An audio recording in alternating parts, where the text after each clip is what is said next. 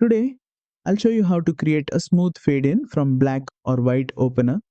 This is a simple but powerful way to give your videos a cinematic start. Let's get into it. First, import your video into VN and place it on the timeline. Now, move to the very beginning of your clip. You'll see a plus icon. Tap on it. Here, you'll notice two options, black and white. If you select black, your video will start fading in from darkness. If you select white, it will fade in from a bright white screen. Once you've chosen, look for the duration slider. This allows you to control how long the fade in lasts. Drag it to the right for a slower, more dramatic fade, or keep it short for a quick intro.